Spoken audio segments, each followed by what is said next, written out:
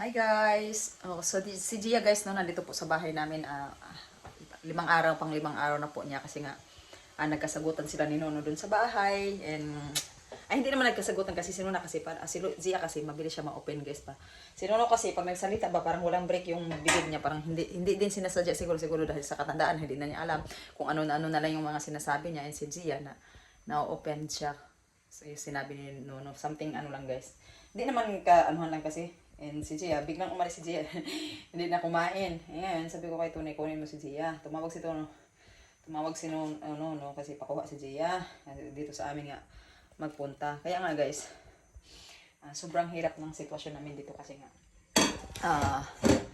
Tatlo kami matatanda dito. So, pauwiin naman ako ni Tony dapat guys nung talaga yung nawala yung tatay ko, no.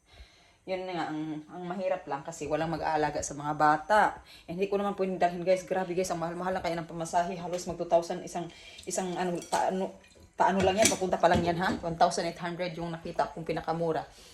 1,800 and ako papunta pa lang yun, hindi pa yung pabalik. So nagsisisi ako sa sarili ko ba. Sabi ko nga kay Tony, huwag tayong pumunta dun kasi ayaw ko nga mag-iyak-iyak kasi Gia kasi mabilis nga kasi siya maano. So ayun, dinala nila, tumawag si Nona sa hospital. And tinawagan na lang kami dito sa tawag dito sa hospital guys na si Zia ay magdi-discharge niya kasi ano lang daw, parang na-stress lang yata yung si Zia pa, parang ganun guys. And pero ngayon dahil hindi magandang sign yung nagbi-bleeding si Zia guys, siyempre matanda na si Zia, no. Ano yata yung ano niya, lining niya ba. Pero pinapacheck ay paano namin si Zia ng colonoscopy.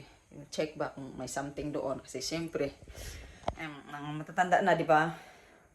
Kaya ayun guys, si Gia naman daming problema si Gia karon ay nagkalibanga ang pud siya guys, nagda-diarrhea, tsaka nagsusuka siya kagabi. Kaya nang umaga nagda-diarrhea siya, so bumili ako ng ano niya. Thanks God at hindi na po siya ngayon, nagtatay ngayon, no. So ngayon ang kakainin ni Gia is plain rice and isda. So nagbo-boil ako ng isda guys, and nag-build ako ng isda, and of course, meron kaming super dami-daming sardines. Gusto ni Asya ipiprito ko ito. Magpiprito ako nito guys, and magpupakso ako nito bukas.